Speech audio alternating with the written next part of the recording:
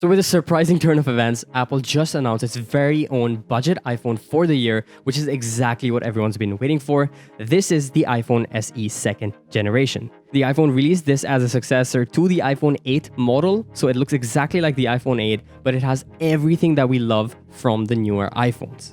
So here's why this is a big deal. You're basically taking the smaller form factor and the compact size of the iPhone 8 that people loved, and you're putting in the brains of the iPhone 11 Pro Max with the A13 Bionic chipset, which is iPhone's strongest chipset so far and the most powerful.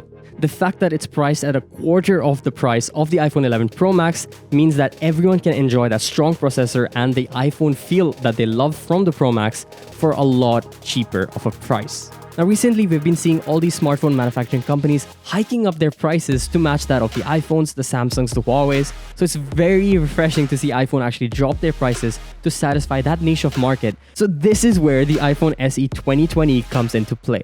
It's going to have a 4.7-inch display that looks almost identical to the iPhone 8. The greatest part about it, as mentioned multiple times, is the A13 Bionic chipset, which is that from the iPhone 11 Pro Max. So it's got everything great that you love from the iPhone 8, the Touch ID fingerprint sensor, the thicker bezels, the 4.7-inch display, IP67 certification, wireless charging and all that good stuff, but with the A13 Bionic chipset and 3GB of RAM. In terms of design, it does look like they've dropped the Apple logo to the middle of the phone to match that of the newer iPhones coming out, rather than having it slightly higher and below the camera. If you guys have watched the video so far and enjoyed, be sure to hit that like button and do consider subscribing for more content just like this. So going on about the design, when it comes to colors, it's going to have red, black, and white, with the front bezels always being black.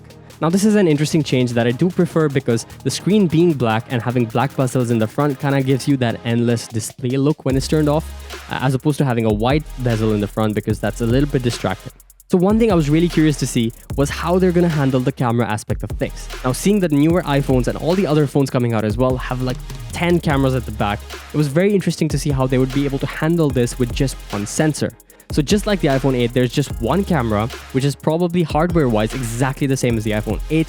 However, the main difference being that it's going to be using the image processing from the A13 Bionic chipset. This means you're going to get the rendering and processing from the iPhone 11 Pro Max into the iPhone 8's camera.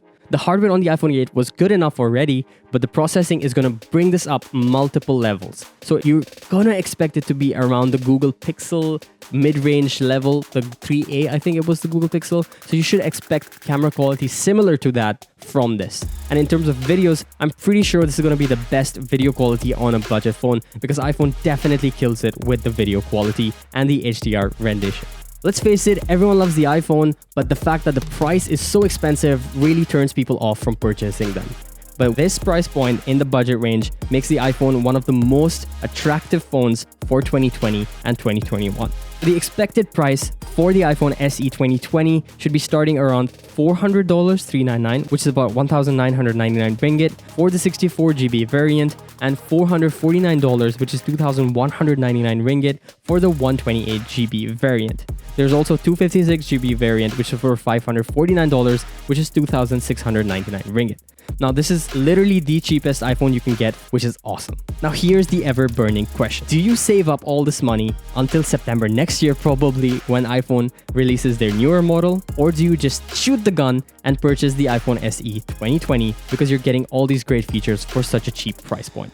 Now this does come down to you, but I do know multiple people in my friend group already who want to purchase the iPhone SE 2 just because they've wanted an iPhone for the longest time with a great processor, but were never able to afford it. But this makes it super affordable for those people specifically.